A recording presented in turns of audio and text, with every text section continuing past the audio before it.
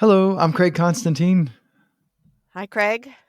Hi, Carol. Thanks for joining me. I've seen you on a whole pile of Zoom calls, right, over the years, and it looks to me like you are now in your fancy schmancy new sound booth. Even I don't have a sound booth, but mad props on.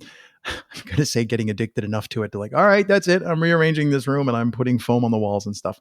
And I think that speaks to, from what I've seen, your curiosity to find like, okay, what's the simplest thing that could possibly work here? And then when things start to annoy you, you kind of figure out, all right, it's time to go figure that out. And I think that's a really good attitude. And I always want to say I've seen you, but actually I've heard you also do that in like what you're doing with how you assemble your episodes and how you edit. That being said, we were talking beforehand, and you mentioned 1 year, so congrats on that. I was like, do my Foley. The Thank you, crowd goes thank you, wild. thank you. I know how I'm hard bowing. bowing boom, into the mic. Boom. I always think it's I really think it's important to recognize when I see other podcast creators, they're like, oh, I just finished episode 10. And I'm like, that's awesome. Like, yes. Like, and I don't mean it sarcastically because as you know, it's like a lonely world, right? You're all by yourself. So, 1 year anniversary, we were talking beforehand about host on mic, and I'm going to say some experimenting that you've chosen to do. So, one of the things I asked you beforehand was, and so this is the question is, did you choose to write out, like, how did you decide what you wanted to say in your 1 year anniversary wrap up, roll up, host on mic episode? How did you decide what you want to say? And how did you go through creating the actual recording? Yeah, thanks for asking because I've been so reflective over this process, and it is a process that I have just begun. Usually, I have interviews, and I'm one of those who just does one a month. So, so I do. I have 1 year anniversary, and I have 12 episodes, 11 of which have been published. So I'm very That's proud of that, even though it's Yeah, not that's the way beyond pod fade. Yes, I think the year, in my personal opinion, still doing it a year later is even more impressive than whatever particular number of people can get to, because there's a lot of different levels of work. And I know that the ones that you edit are not easy, but I interrupted you. Sorry. Keep going about No, your that's anniversary. okay. So yeah, this is all a learning process. So um, the idea of talking without talking to somebody is just been very mind blowing. I didn't think it would be as hard as it is. So when I was writing out what I wanted to say for my little 1 year anniversary episode, that I wanted to be about 5 minutes. Well, yeah, it sounded not like I wanted it to sound. I'm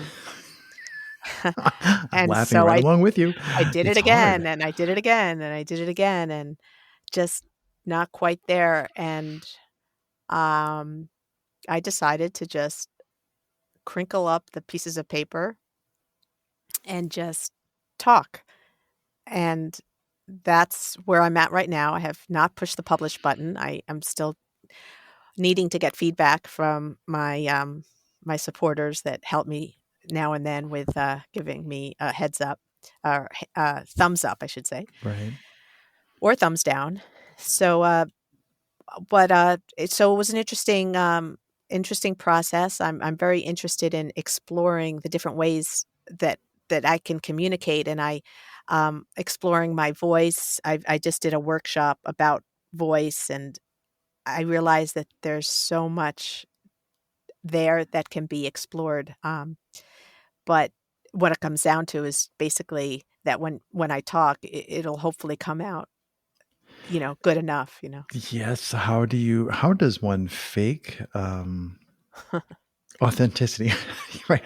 And at first I thought, well, before I ever tried to do any host on mic, I was like, oh, how can this be? I talk all the time. Turns out it's really hard, right? But Yeah. then I started to pay attention to if you've seen comedians or singers or bands perform live, I start to think, oh, wait a minute, how do they do this? Because I'm trying to think about like I saw Harry Connick Jr. one time live in concert.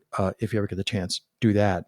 And he almost like he's having fun, or is he? Like Can it be that you could really totally fake it, or do you at some level need to just be super passionate about what you're doing?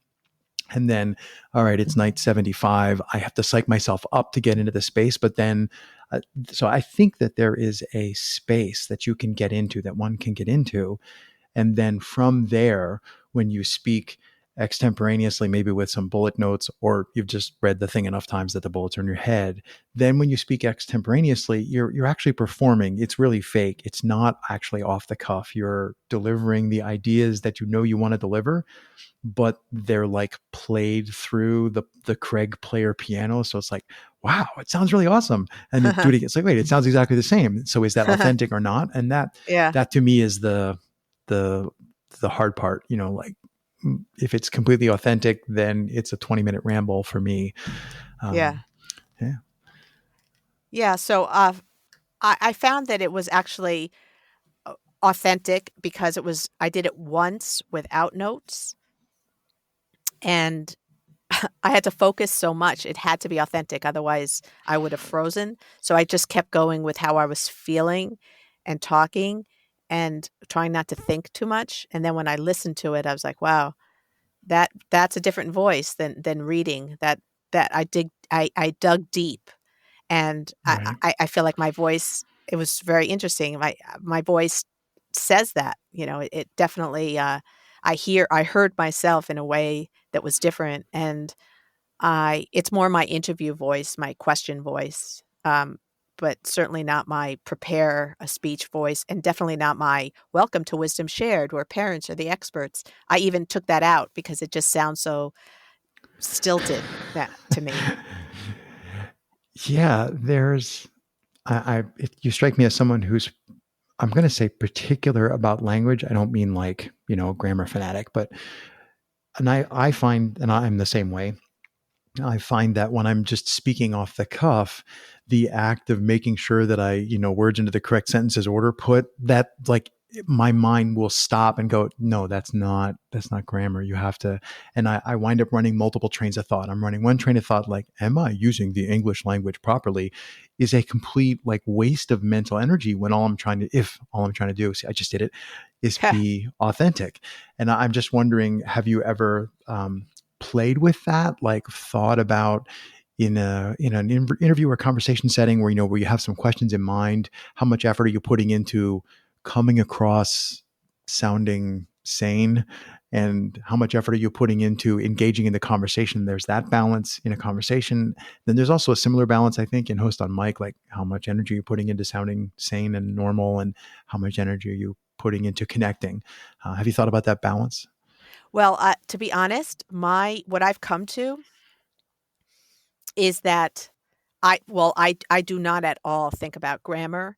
My goal is just to be completely myself. I've decided that that's the way it's gonna succeed for myself, is to trust that whatever I have in me extemporaneously in a form of connection always, Hmm. and also remembering who is my audience. Those are the things I have in my mind. Other than that, how I say what I say just comes from somewhere deep down, and it doesn't come from my well, everything comes from your brain, but it doesn't come from me thinking. So I try to put my feeling self into it more than my thinking self, which is a challenge for me because I have multiple degrees and I've been raised to please the teacher and write this way and think Hmm. this way and do it the right answer and get a good grade. So that's one reason I find podcasting so liberating, is that I can just be myself and realize that, and this is what I see in other podcasts, the ones that where people are really themselves with their mistakes and with the messiness. I appreciate that. I find that much more engaging than perfect. Yeah, it's Um, human, right? yeah, and I like that. So I give myself permission to be human. And in saying that, I wanted to say one more thing, which was that I forget. But oh yeah, I wanted to also share my one little bit of a conundrum is that when I interview these in my podcast is called Wisdom Shared. and I interview parents of children with special needs, and it's sort of morphed into a little bit of a wider parental subject of just children who are Hmm. unique and extraordinary, which are most children. And I know always who my audience is and why I'm asking the questions, and that's my guide. But when I did my host on mic, I couldn't help but ask myself, like, who am I doing this for? Because I'm talking about my reflection. And is that for myself or is that for my audience? And every day it sort of changes, and I haven't published it yet. And I have decided that it's worth putting out there. It will be published. And I guess it's a combination of both. And I have the assumption that what I have to say in my reflection is going to be moving and interesting and uh, have a connection of sorts with my listeners. That's my hope. So even though uh, I am talking about my feelings and my thoughts, I'm going to go with the assumption that that's interesting to somebody else, and that's a whole different way of for myself being in the world, because I usually go to others for their expertise, and I shy away from my own opinions. Hmm. That's that's a great observation about the difference in who's it for. People can't see, but I'm writing frantically. Um, and you will all just have to wait while I finish writing that phrase. Um, the observation about who it's for is that's different for the two different kinds of things that you've created so far. Yeah, that's a really astute observation, I think. I'm guessing, I don't know if anybody listens to the show. My mom, actually, my mom doesn't. My mom does not listen to the show. I can guarantee it, because she'd have to ask me how to listen to podcasts. But anyway, Yeah, same um, here, same here. everybody else is thinking, "Oh, come on, Carole, you got to tell us some of your observations and some of your reflections from 1 year of podcasting. You don't have to give me the whole five. I would love to have the whole 5 minute host on mic episode, said right now, but give me some of the reflections you have from 1 year." Well, yeah. So I, and I'm not really using my left brain so much. If I were, I would be able to just list all the things I've learned and who said what, because I've only had 12 guests. But I just didn't want to either do the work, or I thought that might be boring. So I just, in general, felt like, what did I learn? And I learned so much. So what did I learn from these parents as a summary? And what I learned was not in order, but some ideas that might be cliché, which is another fear of mine, but nevertheless, it was what I learned, that we are all more similar than different. And it's worth saying that because a lot of these parents struggle with being sort of Mm, put in a category other than what's considered normal. And what I realized is, first of all, normal is overrated and that there is no such thing as normal. And those are all cliches. But the truth of the matter is that it's true. So I felt like there's like this microcosm of a reality that no one really talks about that has come out through these parents who have children with special needs. There's this whole humanity that's very universal. And I didn't actually say this in my reflection, but maybe if I did a part 2 reflection. version 9, right? Yeah, exactly. But I'll say it now, and now it's out there, that, there's so much that carries over for everybody, even though I have a very specific audience and a very specific subject. And that's, to me, what has been the most fascinating, is the universal themes that have come out from these parents who I am asking about their experience. And I talk about, why did I choose this particular population? I explained how my podcast got started, which was I was at a training, and at the training, instead of there being a majority of people who are professionals like myself, because I'm a physical therapist, in this training they were actually parents of the children with special needs. The training was to learn how to work in a specific way, the Mm, Anat method mm, way of working with children, and we all told why we were there and our stories, and I was crying hearing their stories, but I wasn't crying because they were sad stories. I was crying because they were remarkable stories, and I was just kind of blown away by, wow, this all goes behind closed doors. I mean, what do I know? I have a neurotypical teenager. I work with people with all kinds of diagnoses, but how much do I actually know really what's going on at home, Right. and all the deep stuff and the hard stuff and the day-to-day stuff. And um, so I felt like there are all these stories. There were over 100 parents there from all over the world, and I knew that there was this story that needed to be told. And then I actually did little things, but nothing, I had it in my mind. I got to know them more and more, and I was like, "Oh, it needs to be It out needs to there be for shared, others. right? It needs to be shared." And then COVID happened, literally. My private practice went um, on hiatus, and I chose to use my time to sign up for Seth Godin's podcast workshop and start with these families to interview them, and finally, let's see if this can can be a way to share stories so that other families going through similar experiences can learn from the other families, as opposed to asking the doctors who, when it comes to chronic conditions, medicine is limited. And the idea that these kids are even sick is questionable. They're just different. And that's just a whole different way of looking at the world. And then maybe season 2 or season 3, I'll start talking about the P word, the politics of disability and ability and ableism in our society, because it so much reflects all the isms that we do talk about, but very little do I hear the media or anybody talking about disability. And I want to say one more thing for sure before we run out of time, is that I do reflect on this idea that the irony of it all is that if we're lucky enough to live long enough, we will all have a disability.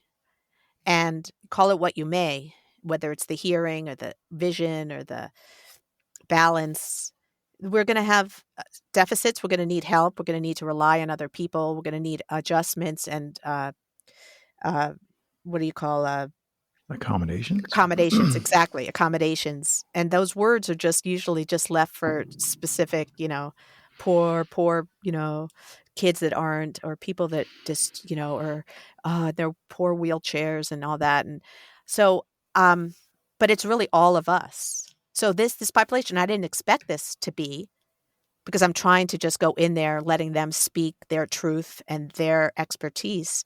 And I'm realizing I am learning so much, even though, I don't directly have a connection with having a child with a so-called disability. So it's been a beautiful experience. And, I do have a expertise of sorts in geriatric physical therapy. So um, theoretically, I know what's coming. And it's not pretty, potentially. However, that's another subject. I do want to do a Mhm. TED Talk on how we can really prepare for old age much, much, much, much better than any of us really realize. But that's another topic. But it relates to this podcast only in the sense that, yeah, um, this is life, and it's just sad that we have to marginalize people, and that's the way that our even as sophisticated as we are as a society, we can't even get it right that, well, if something is not the right height for um, potentially a majority, or at least what is average height, that's a questionable, who decides that, Hmm. and why should we make the average height so um, unavailable to so many, when we could make it uh, more available, and then other people might have to actually bend their knees, but at Right. least it's Right. available to Yeah. everybody. And, I'm speaking sort of esoterically, because I have, these stories in my mind that I haven't even published yet. But I'm very excited about, just getting these ideas out, and hopefully, people's minds will be opened a little more. That's my hope, and that people will be helped in their own attitude towards, what's possible, and how to look at life a little differently. Thank you for sharing. I think like there's a million things in it. Well, maybe not a million, 432 things in there you said that I'm like, oh, that needs to be reinforced. But one that really jumped out at me was your observation about, and then I would agree, the same experience. And I think all podcast creators go through this, especially when you're doing conversations with other people. You don't really realize how much it's going to change you. You're like, oh, Mhm. I'm just going to have conversations or Mm, interviews, and I'm going to mostly stay out of the way, and I'm just going to facilitate it. And then you like, every time you come away from one of those, you're fundamentally changed. And mm. I think that was something that nobody ever told me about that. And I don't want to say nobody warned me, because it's not a bad thing. It doesn't need a warning label. But I think your point about how much you were surprised by how much it changed you, even though you're like, well, I mean, I want to share these people's stories. I'm not directly in the same experience as they are. I'm not having the same sorts of challenges, but it still changed you. And I think that the work that you're doing, sharing those stories, obviously is super useful. And please keep doing more of it. So, as much as I hate to say it, I think that's a great place to stop for today, Carole. So, thank you for taking the time out of your busy schedule to hop into a call with me. Oh, well, thank you for inviting me. This has been awesome. I hope to talk to you again.